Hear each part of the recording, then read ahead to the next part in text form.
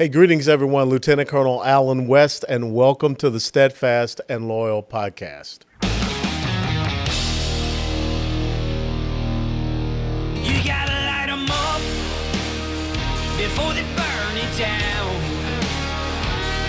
Better dig deep and put 'em in the ground. Blood on their hands, they're hellbound. Save us all.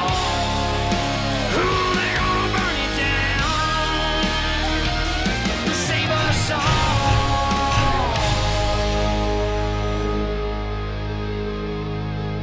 before they burn it down.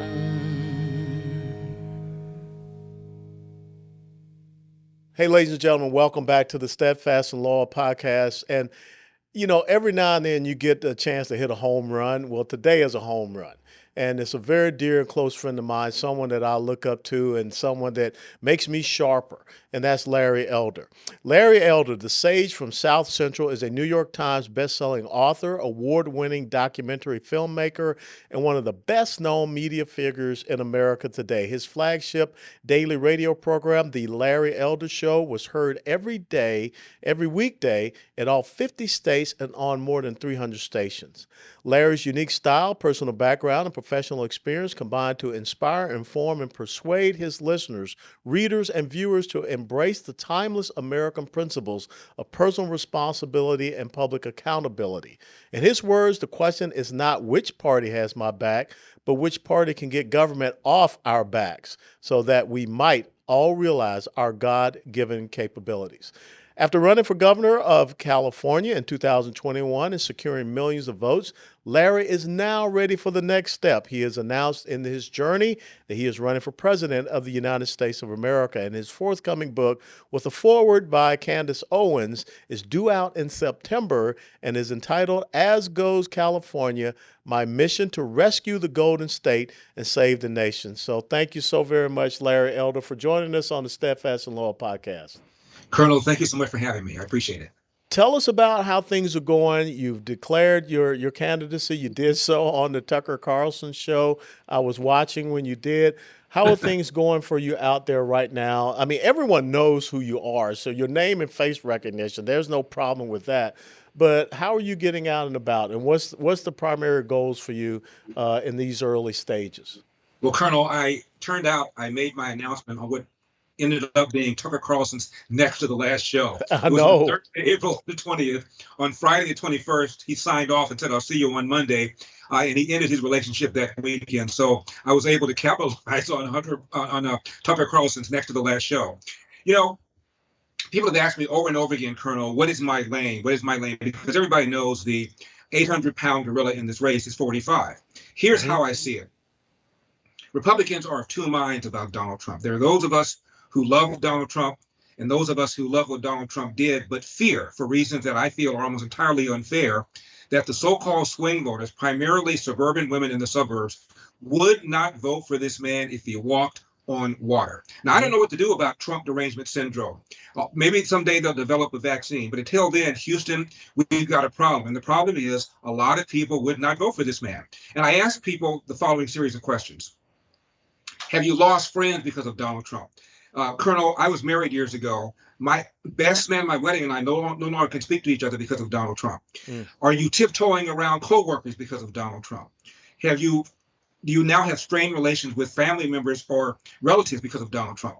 If you answer yes to those questions, we've got a problem. Now, if you love the American First agenda, and I do, what Donald Trump did on borders, what he did on the economy, what he did for making us energy independent, what he did on judges, support school choice. If you like all of that stuff, pro-life, but you want to make sure that we win in November 24 against Joe Biden, why not get somebody for whom women in the suburbs can pull that lever because the person is perceived as likable, good sense of humor, knowledgeable, a fighter, but doesn't have the same kind of baggage that causes you to be turned off against Donald Trump. And that is my lane. That's my message. The other thing, Colonel, I bring a couple of things to the table that I think the other guys don't.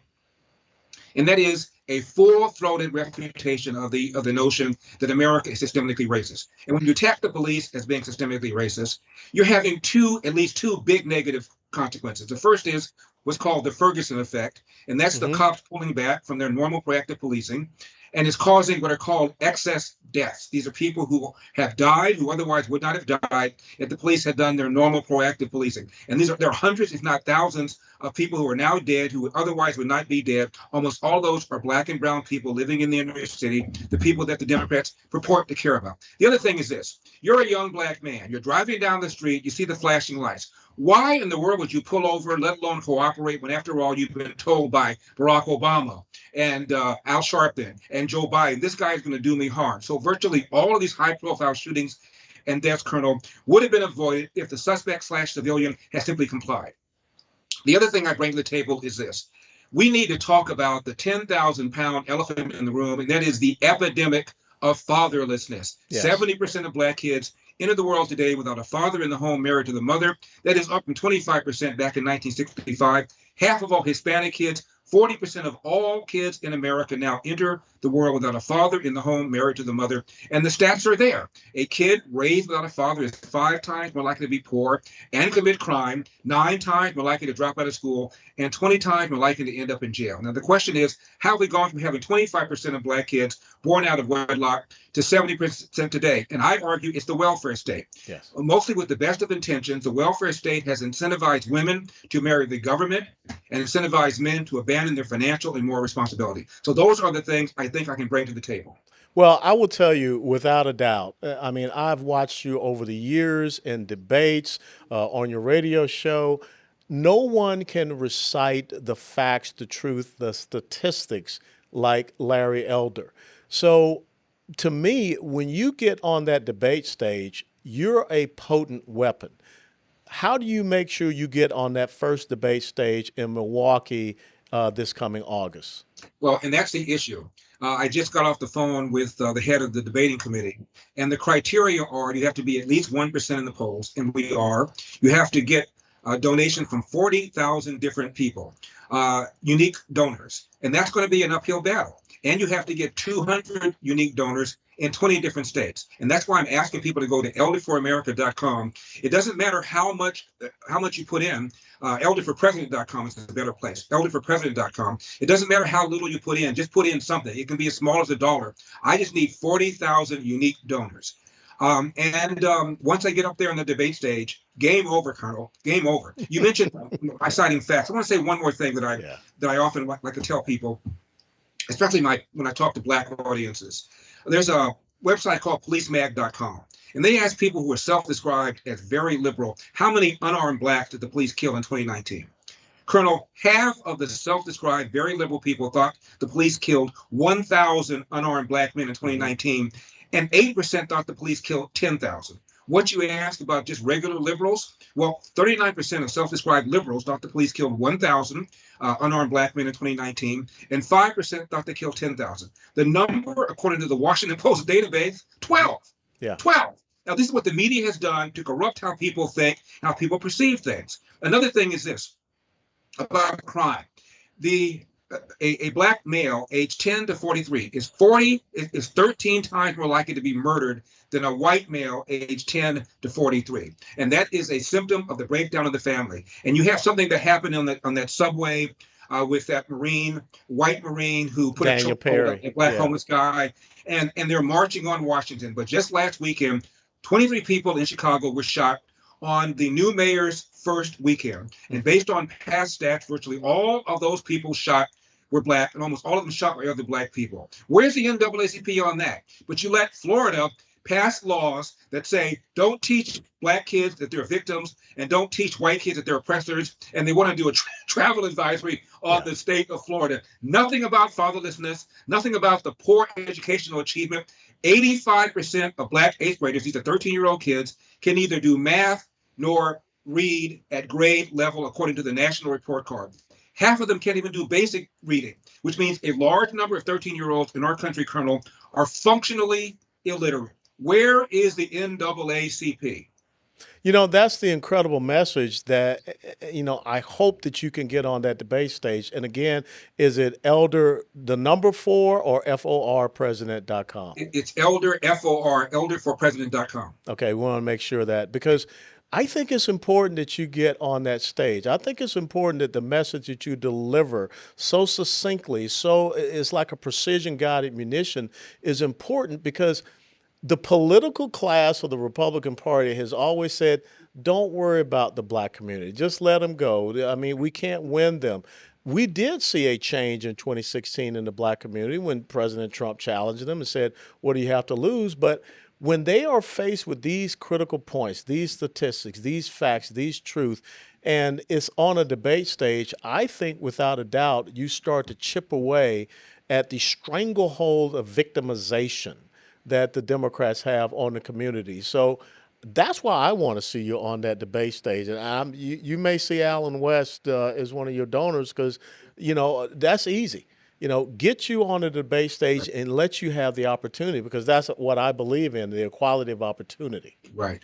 And most Americans, including Black Americans, have never heard these stats. When I give speeches, sometimes they're dumbfounded. They come up to me afterwards and say, I had no idea. And you're right about the Black vote. And it's beginning to move in our direction. Donald Trump got 8% in 2016 because he said, what do you have to lose? I was with him and campaigned with him in Cleveland where he gave that message in the Black church, and it was well received. Fast forward 4 years later, that increased to 12%. That's a 50% increase, and he got 20% of Black men.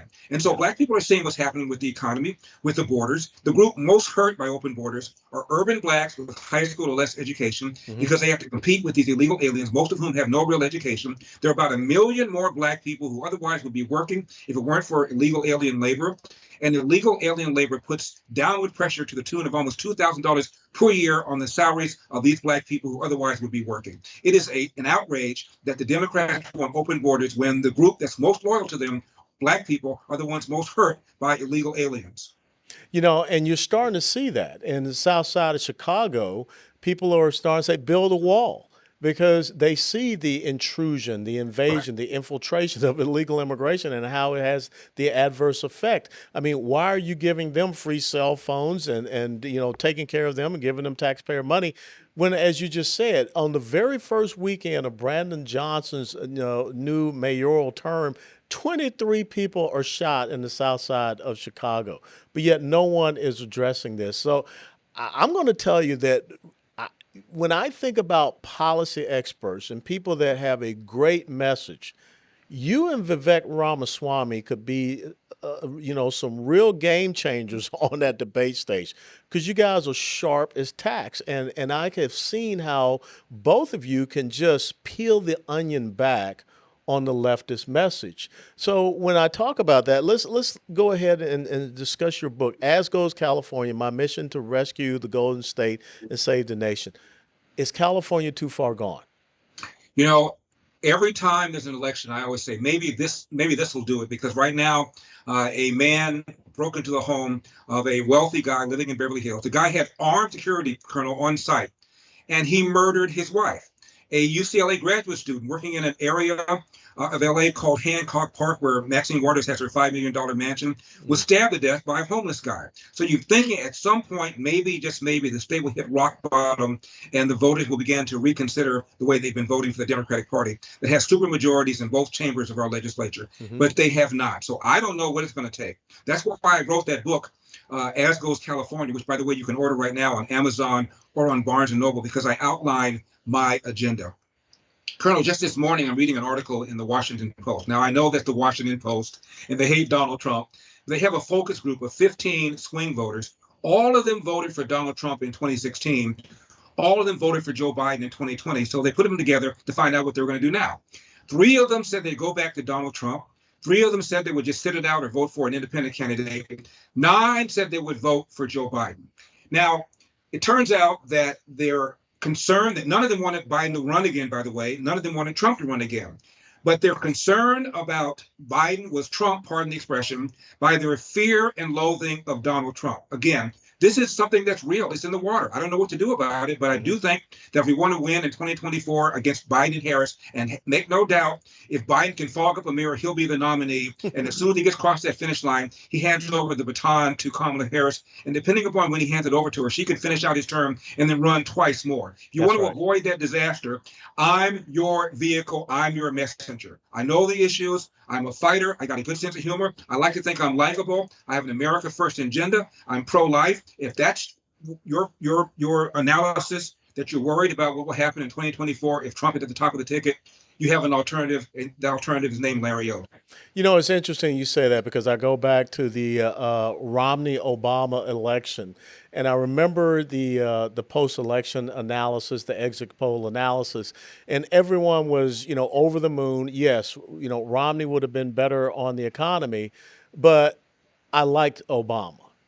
Even though all the things that you saw, the economy was horrible, the national security, everything was horrible, but I liked him. There is something about the American people that they still, personality has a lot to do with it. Persona has a lot to do with it. Likability has a lot to do with it. And so we have to be very careful in that you can have all the issues on your side, but there's still this comfort. I mean, some people may say that's imbecilic, that's immature, but it's just the nature. And I have always told candidates that there are two phases to a candidate or campaign. It's an image and a message. We have the message, but we have to make sure that we can have that image that is presented that combines with the message, makes us impervious to any type of assail. I agree 100%. And that's what Ronald Reagan had. Remember after he got shot, he's there making jokes, saying, I hope you all are Republicans right now, referring to his doctors. Yeah. Honey, I forgot to duck. What's that guy's beef? And America found this guy really is likable. He's a genuine guy. He's not a hater. People have said to me over and over again, Colonel, Larry, you are authentic. And I don't know what that means. All I know is I haven't been doing this long enough, I guess, to get phony. When the race was over, when my gubernatorial race was over, I go to a restaurant. And I start talking to these ladies, and they're 85 years old. They've known each other since the second grade. They're both Jewish. And after we talk about 10 minutes, they stop and they go, wait a minute. I know who you are. You're that Larry Elder guy. You're that guy that ran for governor. And they said, guess what we voted for? I said, you didn't vote for me. They said, how do you know that? I said, well, let's see. We're in the west side of LA. You're both Jewish. One of you called yourself a human rights activist. It doesn't take Columbo to put that together. You didn't vote for me. They started laughing. I said, but tell me, how do you feel about crime? They were outraged. How do you feel about how bad our schools are? Outraged. How do you feel about homelessness? Outraged. They knew people who left California because they couldn't afford a house because of the way the environmentalists have a stranglehold over the politicians in Sacramento. I said, so here we are completing each other's sentences, but you didn't vote for me. Have you ever had a conversation with a conservative Republican? And they admitted they had not. And Colonel, they bought my meal, they bought my drinks, we started laughing together. They had never looked at a conservative Republican as a human being because they hadn't had a conversation with one. or they have never looked at you as a human being because you've been demonized. Conservative Republicans have been so denigrated and placed in this MAGA Republican box, like that's something bad, demon from hell. But that's what they do. They go after the image because they have no message to run on. So again, can you just repeat to everyone the criteria that it will take for you to get on the debate stage in August? I have to have at least 1% in the polls by August. I'm already above that. I'm not worried about that. I've got to get donations from 40,000 unique donors, and in 20 states, 200 donors from each of 20 states. That's what it'll take for me to get up on that debate stage in Milwaukee. And again, once I get up there and the American people hear me, see me, can assess me, I think it's going to be a whole different ballgame. Remember, nobody saw Donald Trump coming in 2016. Yeah. Most of us would not have bet on Joe Biden in 2020. Who knew who Bill Clinton was? Who knew who Jimmy Carter was? So things changed. It's a lot of time between now and November 2024. And I think a lot of people are going to be surprised, Colonel. Well, I wish you all the best. You're a dear and great friend, and just study up on those national security issues because the old colonel, we've got to do something better with our military capability and capacity. And to me, that's the most important title of a president of the United States of America's commander-in-chief, to know that you are responsible for the lives of young men and young women who are willing to serve and protect and defend this great Constitution and this great republic. So once again, as we close out, where can people go to support you? Where will be your next speaking engagement where people maybe can go out and listen to you? You can go to elderforpresident.com, elderforpresident.com. My next speaking engagement is tomorrow here in Orange County. I'll be giving a fundraiser sponsored by the mayor of Newport Beach, the former mayor of Newport Beach, and a good friend of mine who's a restaurateur, owns a major restaurant in Newport Beach. That's where I'll be tomorrow. And then next month, I'm going to Colorado. I'm going to Washington, D.C. I'm on the road all the time, Colonel, and I'm going to Iowa a bunch of times. Iowa has 99 counties, and they expect you to visit all 99. Oh, yeah. I've already done about 20. If you don't visit all 99, they don't think you're serious. I'm serious. So I'm going to be spending a lot of time in Iowa. I will tell you this. I don't know if I could eat fried butter. I know that's what they serve at the state fair. So you tell me how fried butter tastes. But you got to get out and you got to press the flesh. And let me know when you're coming down here to Texas, okay? You got it. And it's butter on a stick, bacon on a stick, pork chops on a stick on a stick. I gained 15 pounds. Haven't been able to lose it. Well, you stay healthy out there on that campaign trail, okay? I will. We need you. God bless you, and thank you so much, Larry. God bless you. Thank you for having me.